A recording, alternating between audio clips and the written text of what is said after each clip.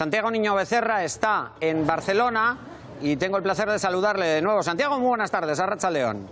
Claudio, ¿qué tal? Buenas tardes. Muy buenas tardes. Pues aquí en un encendido debate acerca del futuro que nos espera, Santiago, y tú lo pintas un poco negro, ¿no? Bueno, sí, piensa una cosa, España tiene una deuda total de 3,2 billones de euros, casi 3,3 billones, 1 billón de deuda pública y el resto 2 billones y pico de deuda privada.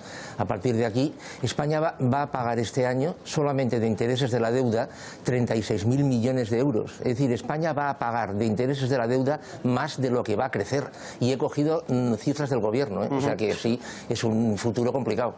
Bueno, aparte de la deuda, hablaremos también del empleo, porque el gobierno nos dice que se van a crear, que se han creado empleos. Claro, la pregunta es qué tipo de empleo se ha creado. Un momento, Santiago, porque tengo una noticia que me gustaría también compartir contigo y con todo el mundo. Es una noticia de hoy y habla de la situación del empleo en la Comunidad Autónoma Vasca. Vamos a verlo. El titular dice: la Comunidad Autónoma Vasca ha perdido 165.000 empleos a jornada completa durante la crisis, desde finales del 2007. Estos nuevos empleos creados, que han subido y mucho los contratos a tiempo parcial, ¿ese va a ser nuestro futuro? Sí, es decir, España ahora, España y muchos países, no solo España, pero España más. España, para decirlo rápidamente, está cambiando empleo a tiempo completo con contratos indefinidos por empleo a tiempo parcial con contratos temporales. Básicamente eso es lo que está haciendo. ¿Qué significa eso? Que lo que dice el gobierno de Madrid puede que sea verdad, puede que haya más personas que trabajen. Lo que pasa es que trabajarán menos horas de la jornada legal, con lo cual lo que está sucediendo es que se está repartiendo las horas de trabajo, con lo cual los salarios son menores. Eso tiene un impacto en las cotizaciones sociales y tiene un impacto en los impuestos que las personas pagan y en el consumo, con lo cual el consumo o es menor o bien se consume a base de ahorro. Nos esperan tiempos complicados. Tiempos difíciles. Bueno, yo voy a intentar que Santiago Niño Becerra nos dé algo positivo del futuro que nos espera. Eso lo dejamos para el final, a ver lo que nos dice Santiago. Pero quiero hablar de un libro, uno más, que has presentado, que se titula La economía, una historia muy personal. Fíjate, tú has estudiado el devenir económico o la evolución económica en los últimos 2.500 años. Esto me sugiere una duda. ¿Mucho no hemos aprendido en 2.500 años?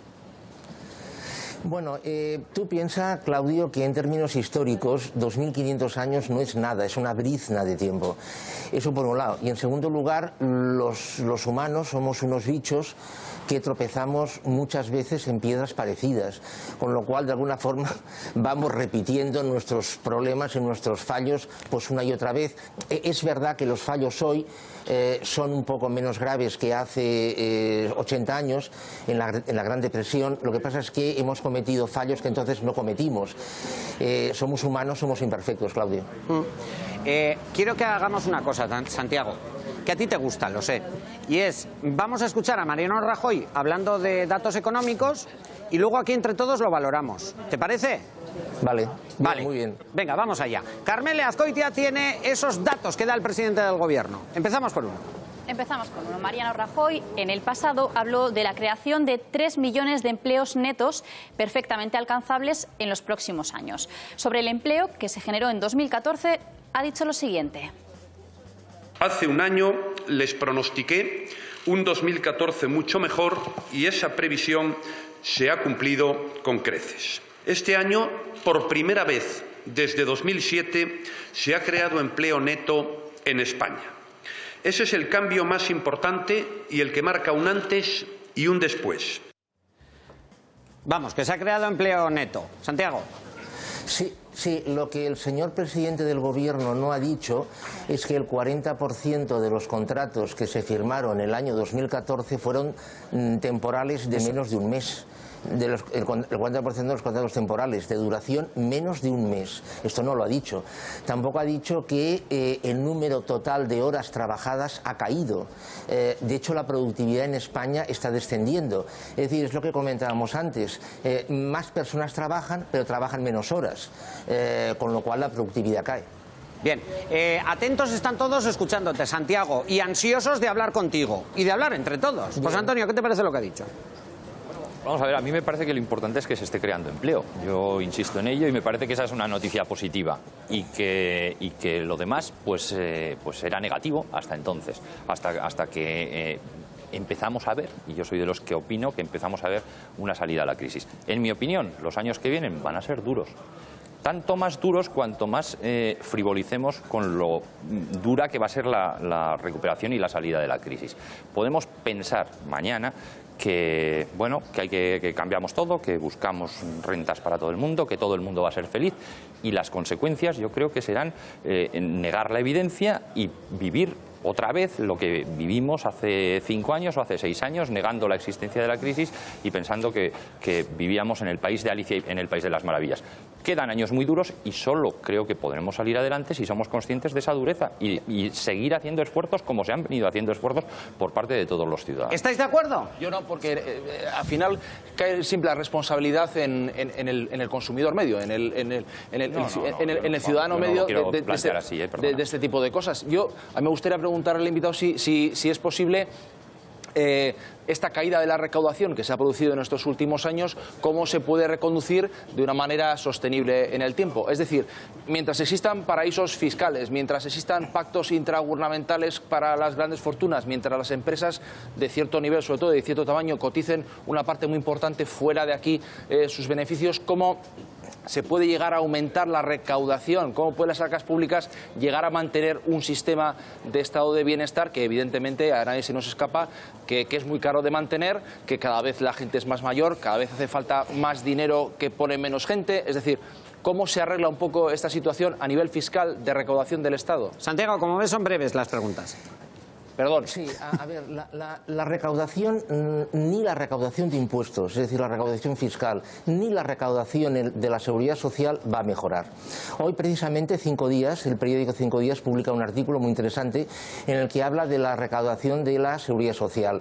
En aproximadamente 3 años, la caja de reserva de la seguridad social ha disminuido en 20.000 millones de euros.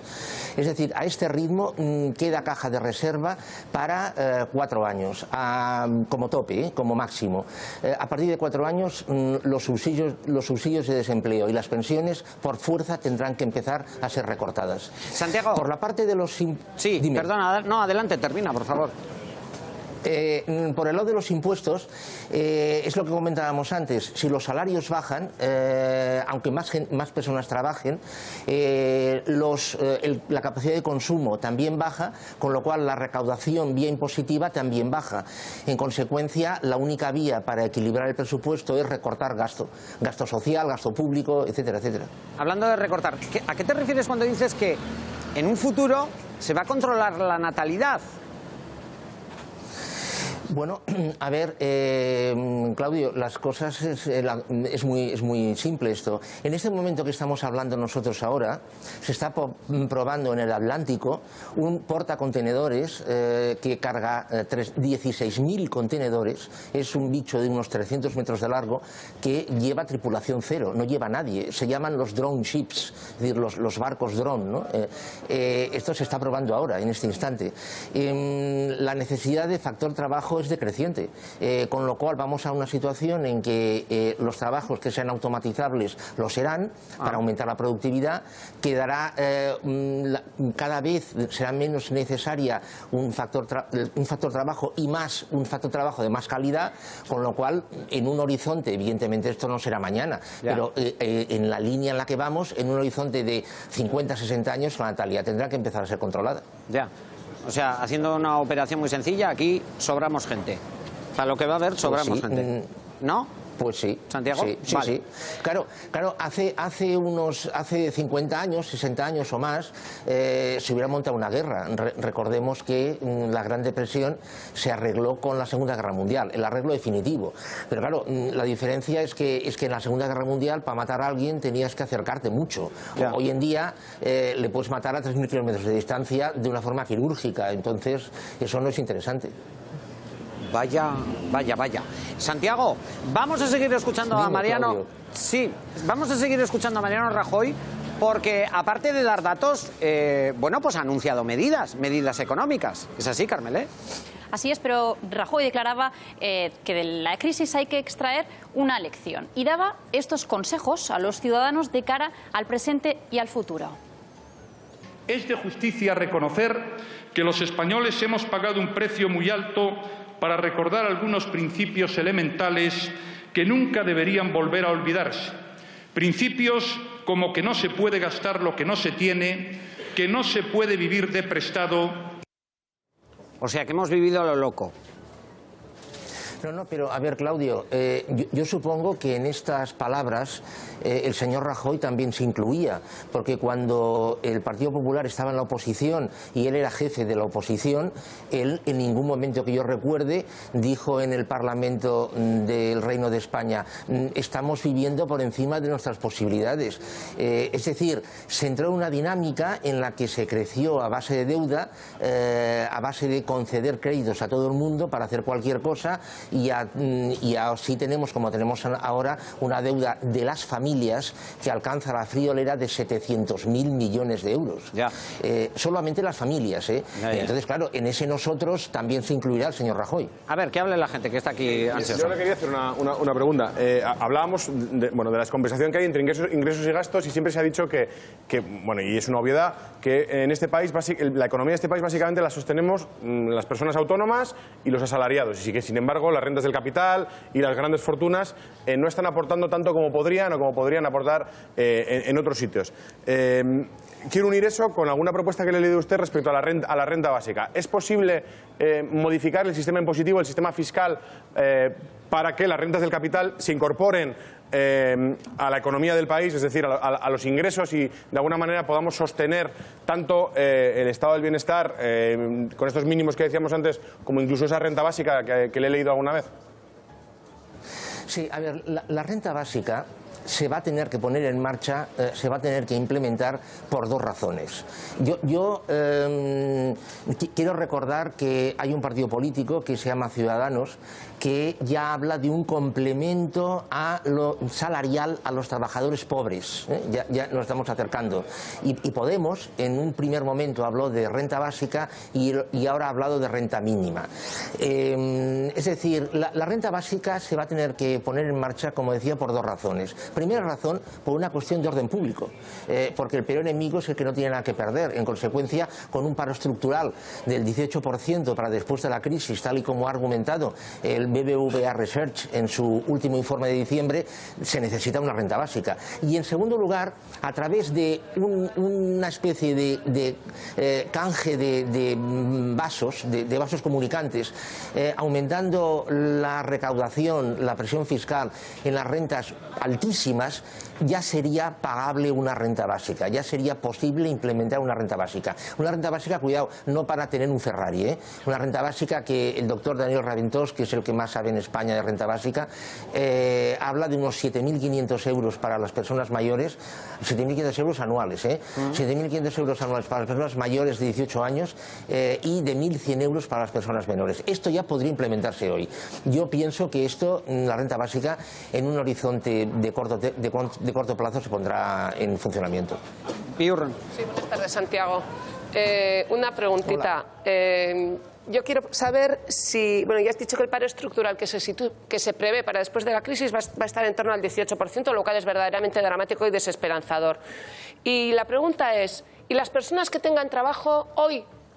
Son muchas de ellas pobres, cosa que nunca había ocurrido. Una de cada 4 personas que perciben renta de garantía de ingresos son personas que tienen trabajo. ¿Esto también se va a consolidar? ¿Se va a consolidar esa clase trabajadora y pobre que hasta ahora, como decimos, pues no existía, por lo menos en los últimos años? A ver, el concepto de trabajador pobre, entre comillas, se inventa en Estados Unidos en los años 90 aproximadamente. Hay que tener en cuenta que en Estados Unidos el salario real hoy equivale al salario de mediados de los años 70. Hoy en Estados Unidos hay una cantidad importantísima de trabajadores pobres, o sea, es decir, personas que trabajan, que tienen trabajos y sin embargo son pobres porque no alcanzan la renta mínima. Recordemos que el concepto de pobreza no es un concepto concepto metafísico, ¿eh? Recordemos que el concepto de pobreza es algo muy real. Esto es aquella persona que tiene una renta por debajo del 60% de la renta mediana. O sea, eso es pobre. Bien, ¿qué significa esto? Esto significa que, evidentemente, como comentabas, cada vez hay más trabajadores que, como están trabajando a tiempo parcial y con un contrato temporal, ese salario mínimo, que recordemos está en 645 euros mensuales, no llegan, porque se cobra en función de las horas trabajadas, suponiendo que se las paguen todas, que este es otro tema. En consecuencia, claro está, el número de trabajadores pobres va a aumentar y se va a consolidar. En Alemania, que todos hemos oído hablar de los minijobs, en Alemania hay personas, y es que parece increíble, pero que están desempeñando al mes 6 y 7 minijobs para poder alcanzar un nivel mínimo de remuneración. Santiago, muchas llamadas de la gente que está opinando. Enseguida comparto contigo algunas de ellas. Pero ahora quien nos habla es el presidente Mariano Rajoy. El gobierno del PP ha tomado medidas. Empezamos por una de ellas. Carmele. Así es, anunció medidas. El presidente del Ejecutivo detalló un paquete de medidas económicas y sociales, entre ellas una nueva tarifa reducida para incentivar los contratos indefinidos. Nos explica en qué consiste. Seguiremos trabajando para favorecer la creación de empleo estable y de calidad y la inserción laboral de los colectivos que tienen mayores dificultades para acceder a un puesto de trabajo. Por ello, una vez que finalice la vigencia de la tarifa plana para contratación, pondremos en marcha una nueva tarifa reducida para los nuevos contratos indefinidos. Los primeros 500 euros del salario estarán exentos de cotizar a la Seguridad Social. ¿Qué os parece esta medida? Digo a Santiago y al resto. Santiago. Bueno, a ver, es lo que decíamos antes, ¿no? O sea, de entrada, subvencionar el empleo, es decir, darle dinero a alguien para que contrate, lo que está indicando es que a esa persona, las horas de trabajo de esa persona no se necesitan, con lo cual se contratará a alguien si se necesita, y en segundo lugar, a la que esa subvención desaparezca, adiós. Punto número uno. Punto número dos. Fijémonos en el argumento, reducir los ingresos en la seguridad social. Recordemos que en 3 años, repitámoslo, la caja de reserva de la Seguridad Social ya ha consumido 20.000 millones de euros, porque con los ingresos que ahora está teniendo la Seguridad Social no es suficiente. Si los ingresos bajan, ¿qué es lo que sucede? Que aún hará falta recurrir más a la caja de reserva. ¿Cuál es el problema? El problema es que esa legislatura, la legislatura en la que estamos, se acaba en noviembre. En noviembre hay elecciones. Sí. En consecuencia, a partir de noviembre, el próximo gobierno que venga ya veremos lo que hace. Ya. Los políticos, el problema que tienen con los políticos, sí, todos, aquí el color da igual, sí, es que su vigencia, su horizonte es de 4 años. Como máximo. Bueno, en el Reino Unido son 5, es verdad, pero bueno, Santiago, es que normalmente son 4 años. Disculpe, yo le quería la línea de lo que estaba diciendo, es que me parece que vamos a perder el tiempo este año, que tenemos muchas elecciones, en vez de pues mirar realmente lo que es necesario para sacar este país de donde estamos. Se mira a muy corto plazo, se mira el coste electoral, se mira que a mí no me toquen a mis electores y mi partido salga ganando. Y vamos a perder el tiempo completamente este año en vez de ponernos a la faena y bueno, pues emprender una recuperación real. ¿Dónde están los mejores, que no están en política precisamente? Santiago. Sí, y además con un hándicap. Claro, hay que tener en cuenta que un país tiene dos grandes columnas, dos grandes fuentes de actuación para sustentar su soberanía. Por un lado es la política fiscal y por otro la política monetaria. La política monetaria ya se ha perdido. ¿Por qué? Porque la política monetaria nos la hacen en Frankfurt, nos la hace el Banco Central Europeo, con lo cual nos queda únicamente la política fiscal. ¿Qué es lo que sucede? Cada vez hay menos argumentos para actuar a nivel fiscal. ¿Por qué? Porque también cada vez desde Bruselas están implementando más cosas, más medidas de política fiscal. ¿Qué quiere decir esto? Este año es año electoral, se van a hacer muy pocas cosas, al gobierno le van a dejar muy tranquilo para que las elecciones en España sean, esos periodos electorales sean lo más tranquilos posibles, pero es que aunque no hubiera elecciones, al gobierno le quedan a todos los gobiernos, les quedan muy pocas herramientas. ¿Por qué? Porque casi todo nos viene marcado ahora. Ya, pero es que encima lo que dice es que en ese futuro quienes más van a mandar son las grandes corporaciones y no los estados. Por lo tanto, quienes sí, los políticos van a perder más poder y van a ganar los grandes empresarios, los grandes intereses. Pero Pero a ver, Claudio, tú piensas hoy en día, por ejemplo, una gran corporación que esté presente en 120, 130 países. Es decir, una corporación de este tipo, es decir, supongamos que lo haga todo legal, o sea, no pensemos en cosas raras, o sea, es que tiene más poder, tiene mucho más poder que un gobierno. La cotización actualmente de las acciones de Apple equivale al 60% del PIB de España. Hoy a Nestlé, que es una empresa sólida, una empresa segura, una empresa formada, una empresa sin ningún problema, hoy a Nestlé le están dando dinero para prestarle dinero. Es decir, hoy para prestar a Nestlé, Nestlé está cobrando. Santiago. O sea, dirás, no puede ser. Sí que puede ser. Santiago, dime, Claudio, hay alguien que, fíjate, que nos ha llamado al 902-540-541, te conoce bien tu obra, parece ser, y dice que, a pesar de que eres pesimista, que él ha conseguido sacarte algo, uno de tus mensajes positivo. Tú dices que se va a legalizar la marihuana y él lo ve como positivo. No es Martín Barrioso, aviso. ¿Se va a legalizar la marihuana con qué fin? Bueno, a ver, recordemos, Claudio, que en el año 1933, en lo más duro de la depresión, en Estados Unidos se levantó la ley seca. ¿Por qué se levantó la ley seca? Por dos motivos. En primer lugar, bueno, por tres, pero bueno, el tercero, por dos motivos. En primer lugar, para que la gente pudiera ahogar sus penas en alcohol. Y en segundo lugar, para que ese alcohol fuera legal y pagase impuestos. El tercer motivo era para liberalizar elementos de transporte, pero bueno, esto no tiene importancia.